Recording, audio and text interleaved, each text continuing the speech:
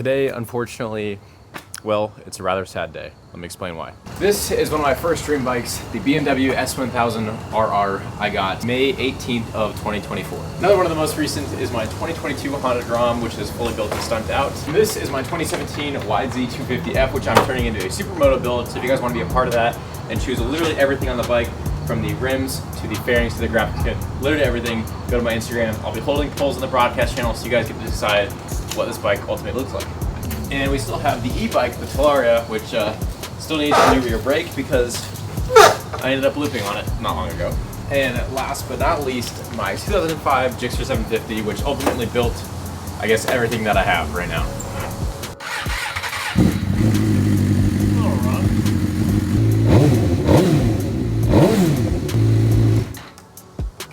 Anyway, these are all of my bikes that I have lined up out here, but today, well, not today, I mean, since a week after I got it, one of my most recent ones that I purchased is missing, and that is my Ninja H2. And that is what today's video is on, my Ninja H2 that over 200,000 of you on YouTube watched me take delivery of. It's gone.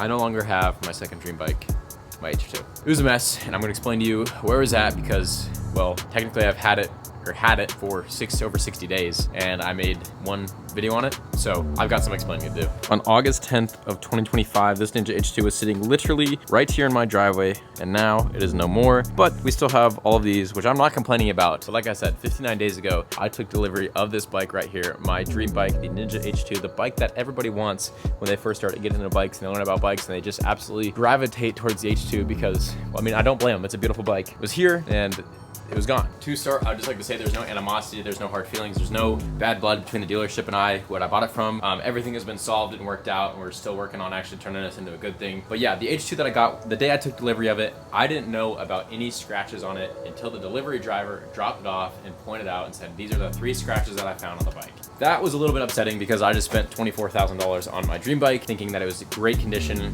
and I got it here and there's scratches. No big deal, I can live with it. It happens when you're buying a used bike. I should have expected on that part, but whatever. So to give some context about the H2, I did see it before I bought it. It was squished between an H2 Carbon and an S1K, and it said do not touch, do not sit on, and so I didn't even bother to ask about pulling it out because it was during a meet. I didn't want to bother them. Yes, the H2 was in good lighting. I couldn't see the sides of it where it was scratched. I couldn't really see the sides where any of the defects were. And like I said, they had really good overhead lighting, which prevented another thing. That other thing being the condition of the paint. It was not the best, in all honesty. I was very shocked to pull it out into the sunlight, and it was very brown. It was very faded.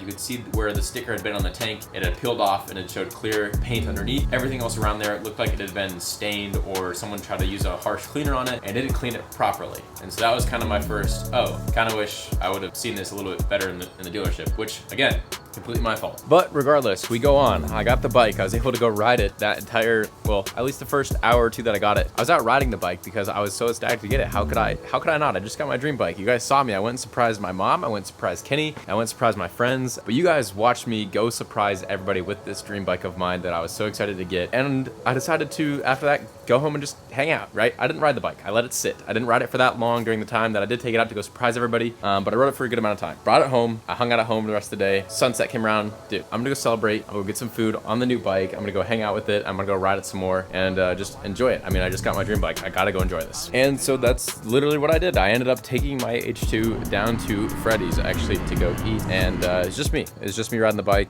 I was kind of filming like the outro of the video, and I got Freddy's. I went and ate, and then from there I was taking it home. I'm like, you know what? I'm gonna take some side roads home, some back roads. I'm gonna take a while because my town is so small. I want to ride it for a little bit. I want to get a good feel for the bike, and I went on to like one going around the edge of town. If you guys live in a small town, you guys probably know what I mean. But regardless, I took it out there, and that's when I turned right on the stop sign to head back into town, and my lever went all the way out. And on my Gixxer one time, my clutch started to slip. And I remember that feeling, 'cause it's such a distinct feeling. When your clutch starts to slip on a motorcycle, you know what it feels like, because you'll hit the throttle and it revs and maybe it'll go a little bit, but it doesn't really go anywhere, kind of just sits. And that's kind of the feeling that I got when I was on the H2, is that it felt like my clutch had started slipping like it did on the Gixxer years ago. And I was like, what in the world happened? Thankfully, I was recording. Whenever I rode this bike, besides one time, I was recording. And I was at like maybe 4,000 RPMs, and like, maybe it's just in my head. Maybe I was feeling things wrong. My lever was completely out, so I was obviously completely out of my clutch. And so I kind of hit the throttle a little bit, and I was right.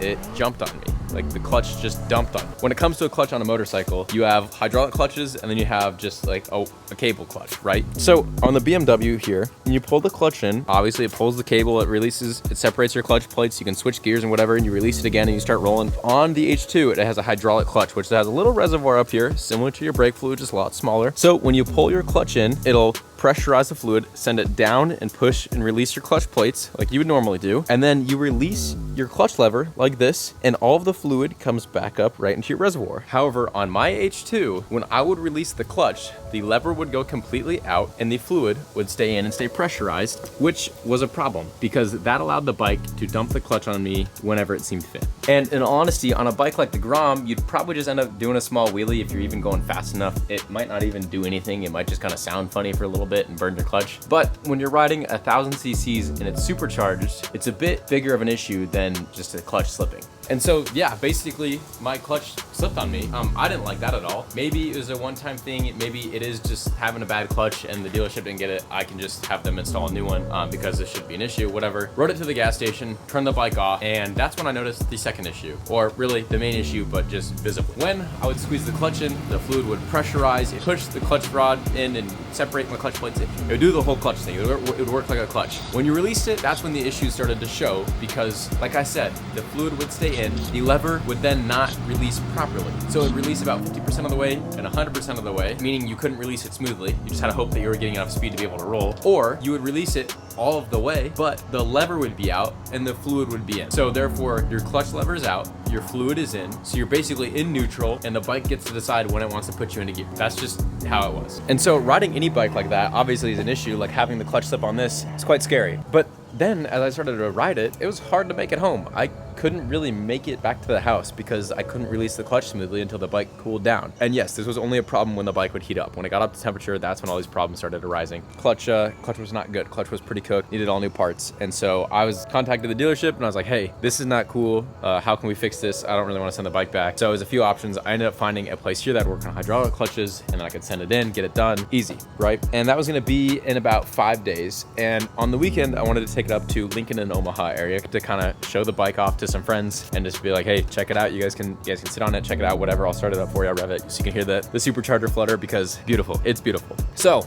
there I was, strapped the bike down just like any other bike. Like I've done this bike 100 times, like I've done that bike 100 times, like literally any bike that I have loaded up, put it in the back of the truck and I drove to Lincoln and Omaha. You know, I was able to ride it in Lincoln. I rode it to the meet, barely made it there. And I was stuck at the entrance of the meet for about a minute because my clutch wouldn't work. And I was about to have to push this huge bike up to the spot because I couldn't move. And then we would have had to figure out how to get it home. Thankfully, ended up working, got on the meet, sat there, let the bike cool down. On the way home, I wasn't recording.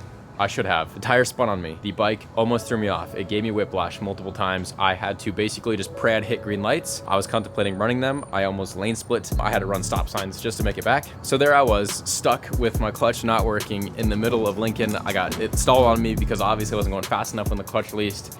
And thankfully, I made it home. From then on out, from that point, from that day, I realized, hey, this probably isn't the best idea to be riding this thing in general. So I just kind of had to not ride it. I decided, okay, I will not ride this thing more than 5 or 10 minutes because that's all it takes to heat up or when the problems start to arise. So I can theoretically ride it to one spot, let it sit, ride it back. That's all I can do.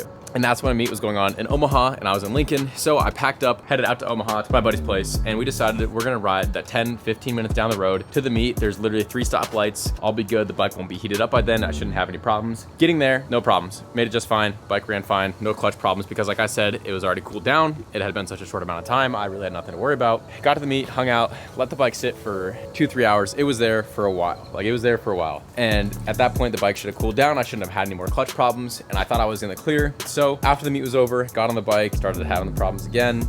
But we ended up hitting all green lights. I made it back. Got back home, unstrapped the bike, unloaded it. These straps in the tiles that it was wrapped in the microfibers ended up running and like scratching through the paint on the H2. If you don't know, the paint on an H2 is actually a chemical reaction that Kawasaki has, and it is very, very expensive. You can't just go and touch up the paint. You can't just go fix it. This is a very expensive paint job that you get on an H2. It is what holds the value of an H2. You know, you could have an H2 for a few years, put a few thousand miles on it, probably sell it for the same price you bought it for because it's an H2. And then I took a closer look and it looked like the paint or something had dripped down the bike. And then I got to the front of the bike and it looked like part of the clear coat or some sort of like clear wrap was peeling off the front front of the bike, I got pretty upset. I mean, understandably, I just paid $24,000 for this bike and, you know, texted the dealership and was like, hey, this is not cool. Like, does this bike even have a clear coat on it anymore? Like, is this bike even anywhere near what it was when I saw it? Like, obviously this bike wasn't taken care of. This was not, you know, conveyed to me, whatever. And so I told them straight up, I was like, look, I just don't want this bike anymore. That was kind of my thoughts, is like, I didn't want the bike. After I told them about these problems and how unhappy I was, they're like, okay, like, hey, we'll pick this bike up. Like, what works for you? Like, what day? Like, we'll get it as soon as possible. I think a day or two later, the bike was picked up. It was gone. They came and picked the bike up, shipped it back down. And now this is when I kind of realized, like, dang, my dream bike just got ripped away. And I financed part of this bike. I mean, it was $24,000. I didn't really feel good dumping that much money into a depreciating asset. So I financed part of it, so I'm still paying for it. And that bike, as a content creator, makes me money. In the same way that the Gixxer started and everything and allowed me to buy the BMW and the Grom and so on and so on and so on, this bike generates me money. That's just how the content works. When you see your favorite influencers buying Lamborghinis and whatever, you money. Like, they pull in views. It's a content bike. It's a content car. It looks good on camera. People love it. They will watch it forever. And so, like I mentioned, the dealership was kind enough to do all this and take care of it. If this was private sale, none of this would have happened. I would have just been screwed. But the dealership was very, very, very kind to me. They went above and beyond for me, so I seriously applaud them and thank them for being as kind as they were to me. Anyway, ended up back down in Texas, and a week or two passed by, didn't really hear anything. I asked if they got the bike, they did. And basically, buying an H2 is like buying a high-end car. And I'm talking, you know, a little bit higher end, not so much Mercedes or Audi, but more kind of Lamborghini, Aston Martin, that kind of territory, because parts for these cars and for this bike is just hard to get. Sometimes they're not always available because it's just such a high-end bike. And so this is kind of where the second problem started. I didn't really hear anything from the dealership for a month. And so a month had passed by and I didn't receive a single text message from them. And I'm still, keep in mind, paying for this bike. Like, this bike, the bike that I bought to make me money is now costing me money because I'm paying for it. Not to mention, I'd already paid for insurance on the bike, so I was already down a good chunk of money. And getting rid of this bike, I lost money. That's just how it is. Cost of doing business, whatever. Anyway, the bike was costing me money. Time had went on, and eventually I texted the dealership and said, hey, look, I just want the bike back. When is it gonna be done? Like, just give it to me. I don't care. I want it back. I want it back for content. I wanted to go film this bike for you guys, to have content to film all the bikes together, to make so many videos about so much stuff, and no idea. There's no update. Didn't know where the parts were at. They couldn't get them. They were in Canada or somewhere and they couldn't ship. It was a absolute mess. And so time kept going, time kept passing, obviously. Eventually, it came time for EM Meet that you guys saw me go to. EM Meet rolled around, and I was down in Dallas for EM Meet. And so still absolutely zero update had been given to me. I had no idea updates on parts or bikes until I had to physically walk into the dealership down in Texas, which was 10 hours away. I waited all that time to finally go get an update, of which I did, and that was that the parts were in Canada. That's where I got all this information from. Other than that, I was kind of left blind, not knowing anything about the bike I'd bought or where the parts were at or if they were even coming in. And so during this time, I'd come to the conclusion that I just don't want the bike anymore. I mean, as a business and as a person, I mean, kind of what I do as a business, it's just costing me money. These bikes obviously cost money as a hobby, but if you're trying to do it as a business, you need them to make you money. And this bike was just costing me more and more money each time that, you know, stuff got delayed and I didn't have any answers. And so I just ultimately made the decision finally that I wanted my money back. Now, I was gonna let them fix the bike first and then, you know, see if I wanted it back, because part of me still did. Part of me still wanted this bike and part of me still does, but I don't have it. And during this time, the only other thing is that they had been paid in full and I still didn't have a title. And so my lender was about to increase interest rates for not having a title. So that's a little hiccup that we ran into that I wasn't very happy with, but we were able to get it sorted. Everything got sorted. But yeah, didn't have a title, no idea on parts, no updates, no nothing, didn't really hear anything. And so like I said, I ultimately just made the decision as a person financially and as a business financially, it'd be smarter if I just got rid of this bike, take a loss of about $1,000 and walk away. That's all I kind of could do. And so yeah, that is it. I was wired the money back not too long ago, so I no longer have the H2. Kind of on the hunt for another one, but they're really hard to come by, especially in really good condition. And after that, I really care about the condition a lot. So this is kind of where I'm standing at. We have the 05 750 that started it all. We have the S1000, obviously you guys see in every video. Grom, which I need to ride more. Just do a lot of wheelies on that, so I can't really post it. So I don't know. The YZ 250 is being turned into a supermoto. If you want to be a part of that, join the Instagram broadcast channel. Florida, I need to fix and ride that more because that bike is a bunch of fun. So yes, I am now H2less. I do not have an H2. I still want one. I mean, it's my dream bike. Anyway, the H2 merch. This is now green. It's still up. It's still gonna be up because eventually I'll get one again. But I'm also fighting the question now: H2 or GTR? Do we start getting into car content? Car content, bike content, do we do both? Do we get a GTR? Do we get an R8? I don't really know. They'd be older R8s, older GTRs, because I don't have money like that. Relax now. But bike content will probably never leave. I like bikes way too much. I like the track too, which I need to do more of, but we don't really have track days here. So what do we do? Tell me. GTR, R8, get into car content, because my thought is get a GTR, get a trailer that can haul bikes. And then I have the car bike combo that everyone knows, you know, that'd be sick. So car and bike combo. Do we just get the H2 back? What do we do? What are the thoughts here? And yeah, the H2 is no longer mine. But if you guys want one, 200,000 of you guys watch me take delivery of the H2, and it is now gone. And about 5 million people across social media on Instagram and everything else. So H2 is no more. Do we get a GTR? Do we get an R8? You tell me.